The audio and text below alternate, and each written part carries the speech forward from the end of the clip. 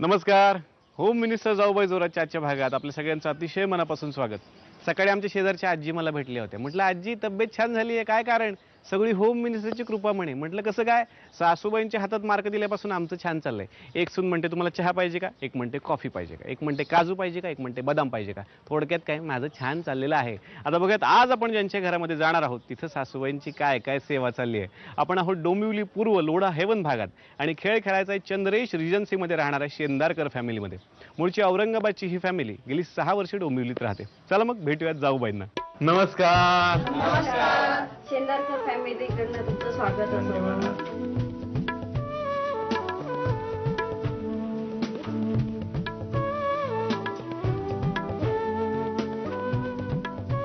शेंदारकर फॅमिलीत आज आम्ही आलोय पैठणीचं चॅलेंज घेऊन. आता बघूयात हे चॅलेंज कोण स्वीकारतंय. थोरल्या जाऊबाई कोण? मी तुम्ही ओळख करून द्या. मी सौ रुपाली पुष्कर शेंदारकर. हे माझे मिस्टर पुष्कर शेंदारकर. हा मोठा मुलगा प्रथमेश, हा मोहित लहान मुलगा, तो नंदेचा मुलगा अभिलाष आणि ह्या माझ्या सासूबाई सुलभा. धाकट्या जाऊबाई तुम्ही ओळख करून द्या. मी मिसेस मानसी शेंदारकर. हे मिस्टर तुषार, लहान मुलगा भूषण, मोठा मुलगा चैतन्य. ह्या ननंदबाई आणि ही लहान मुलगी नंदेची. कुटुंबाची ओळख झाली आणि आता सासूबाई करणार दोनही सुनांचं परीक्षण. सासूबाई सौ सुलभा शेंदारकर आणि दोनही सुनबाई आता आपल्या सोबत आहेत. नमस्कार. नमस्कार. टेन्शन जास्त आलंय सासूबाईंना असं त्यांच्या चेहऱ्यावरून मला दिसतंय. टेन्शन आलंय का? नाही. परीक्षण तुम्हाला करायचंय म्हणून. हो.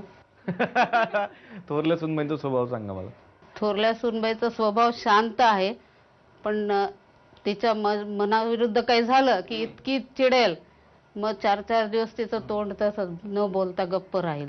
फुगून बसतात थोडक्यात. आणि तिकडं ते जरा शांत बसलेले आहेत. धाकटे नाही, आहेत. ती खूपच तापट आहे. मग एकदा जर चिडला ते काय म्हणतात, बसला तर गणपतीन उठला तर हनुमानाची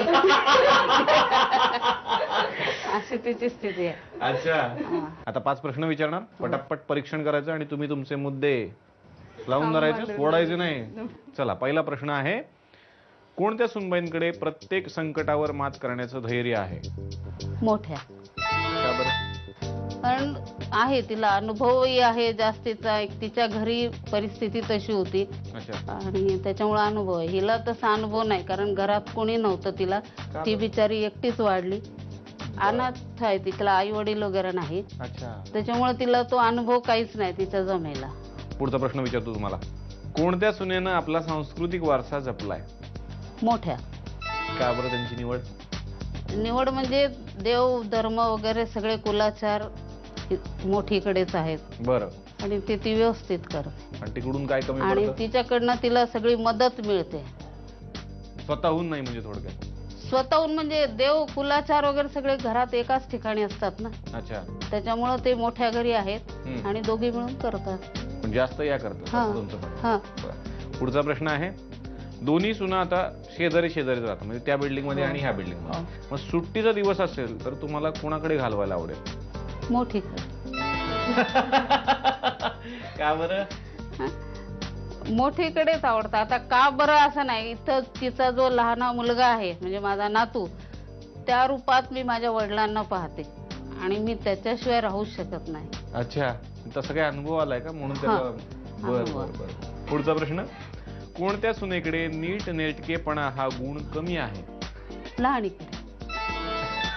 काय होतं नेमकं? कारण तिचे मुलं खूप लहान आहे हम्म. आणि लहाना नेहमीच आजारी होता, प्रीमॅच्युअर होता. हम्म. त्याच्यामुळं तिला ते दोन्ही सांभाळून, दोन्हीमध्ये अंतरही खूप कमी आहे. हम्म. त्याच्यामुळं तिच्याजवळ व्यवस्थितपणा कमी येते. पण मुलं आणि व्यवस्थितपणाचा काहीच संबंध नसतो, तो स्वभाव आहे. नाही, त्याच्यामुळे ती राहूच शकत नाही. तिच्या मनात जरी आलं तरी ती व्यवस्थित राहू शकत. अच्छा. आणि कमी आहे थोडक्यात असं तुमचं हा. म्हणणं आहे. पुढचा प्रश्न. नवऱ्याला मुठीत कोणी ठेवलंय? मोठी. मोठी न. अरे बापरे. अरे बाप रे. असं कळलं. अरे बाप रे. माझं अजिबात नाही ऐकत ते. मोठी नाही ठेवलं. का वाटतं सांगा? त्या म्हणतात अजिबात वाटत नाही. हं? मला नाही वाटत. ती म्हणेल ती पूर्व असते आमच्या हो घरात. ना? नाही नाही, अजिबात असंच ना? नाही. थांबा, थांबा. आता ते तुमचा जो काही मुद्दा आहे ना, तुम्हाला काय वाटतं असं नसतं ती म्हणेल ती बरोबर. अजिबात नाही. मग ते अजिबात नाही ऐकत. ते त्यांच्या मनाने करतात. असं नाही की लगे अगदी त्यांचेच ऐकेल किंवा माझं ऐकतील. ते कुणाचं ऐकत नाही. ते स्वतःच्या मनाला जे योग्य वाटतं ते ऐकून दोघींचंही घेतील कदाचित. सगळ्यांचं ऐकतात पण ते त्यांच्या मनाला जे योग्य वाटतं ते करतात. अच्छा पण आता आईनं पण लहान पहिला प्रिफरन्स तिच्या आवडीलाच असतो. हा हे बरोबर आहे. छान परीक्षण केलं तुम्ही. हा. सासूबाईंचं परीक्षण झालंय आणि आता दोनही सुनबाईंच्या सोबत खेळूयात पुढची फेरी. सासूबाईंनी परीक्षण केलंय आणि आता दोनही सुनबाईंच्या सोबत खेळायची आहे प्रश्नोत्तरांची फेरी. तयार ना तुम्ही? होते. तर मगाशी सासूबाईंनी आम्हाला सांगितलं की नवरा माझ्या मुठीत ग आणि तुम्ही नाही नाही म्हणत होता. आता बोला काय झालं होतं. नवरा मुठीत असा नाहीच आहे ना. तुम्हाला काय सगळ्यांचं. वाटतं? तुम्ही सांगा. आहे. आहे. नाही, अजिबात नाही. का बरं आहे? अजिबात नाही. प्रत्येक गोष्ट ऐकतो ना दादा. उठ म्हणलं तर उठतात, बस म्हणलं तर बसतात. हो एवढं मग अजिबात नाहीये. हे चुकीचं आहे. अजिबात चुकीचं नाहीये. हे चुकीचं नाहीये ना? अजिबात नाही. मग यांच्या बाबतीत कसं असतं आणि आता यांच्या घरात नवरा माझ्या मुठीत यांचं असतं का? तसा मुठीत म्हणजे मुठीत नाहीये. आ, दोघं जण सोबत आहे. हा ना. पण दोघींच्या बाबतीत घडलेला एखादा प्रसंग आठवतो का यांचं तुम्हाला खटकलं किंवा तुमचं यांना खटकलं होतं काय? हा आता जस्ट म्हणजे आमचं दुकानाचं ओपनिंग झालं होतं. हा. तर तेव्हा काय झालं होतं म्हणजे पूजा ठेवली होती आणि हिने त्यावेळेस म्हणजे वाद केला होता. पूजा ठरवली होती तर हिला बसायचं होतं पूजेला सत्यनारायणच्या. हा पण हिच्या प्रॉब्लेममुळे काय झालं की मला बसावं लागलं. हा मग त्याच का बसल्या मग कॅन्सल का नाही केलं असं तिचं म्हणणं होतं. पण मी काय म्हणले की म्हणलं सगळ्यांना सांगितलंय आपण. आता पूजेचं आमंत्रण कसं आम्ही जवळजवळ इथे लोढामध्ये सगळ्यांना सांगितलं होतं. माझी बहीण पण येणार होती पुण्याहून. मग तेव्हा मग तिला म्हणलं होतं की तू नको म्हणजे असं हे नाही करायचं मी बसते. तर त्याच्यावरून मग तिने दुपारी बरंच म्हणजे भांडण केलं. तसं मला पटकन मी सांगते ती माझी म्हणजे चांगलं म्हणा की वाईट म्हणा पण मला पटकन बोलता येत नाही कुणाला. अच्छा. मी काय काय काय खडूस आहे कोण या खडूस आहे असं का? म्हणजे कसं आता भांडणं झालं की विसरलं पाहिजे तिथलं तिथे. हे विसरत नाही, दुश्मनी निभवतात. समोर येत असेल तर बोलत नाहीत, बाजूला जातात, बाजूनी जातात, अशा आहेत या. दुश्मनी शेवटी दुश्मनी करता तुम्ही. मग दुश्मनी म्हणजे दुश्मनी जास्त दिवस नसते 2-3 दिवस. जोपर्यंत राग शांत होत नाही तोपर्यंत. राग नाही शांत झाला की 2-2 दिवस नाही, 5-5, 6-6 दिवस बोलत नाही. हॉप गणपती बाप्पा सारखे बसतात. होय ना. मग सॉरी कोण म्हणतो तुम्ही म्हणता की या मी नाही बोलत. Sorry, दोघी तशाच आहेत. नाही म्हणजे बोलत नाही. हा कधी काही प्रोग्राम असेल तर मग एकत्र येऊन मग बोलावं लागतं. कामापुरतं मामा. कामापुरता मामा आणि ताकापुरती आजी. हा छान तुम्ही बोललात. आणि पण ही आता तिकडे दुश्मनी नको घरात पण इकडे पाहिजे हा, पैठणी. नाही तिकडे 5 प्रश्न तुम्हाला विचारणार सासूबाईंनी याची उत्तर आमच्याकडे दिली आहेत. अरे बापरे काही खरं नाही. बापरे आता बघायचंय काय होतंय. पहिला प्रश्न तुमच्यासाठी. दोन्ही भावांनी घरातला व्यवसाय किती साली सुरू केला?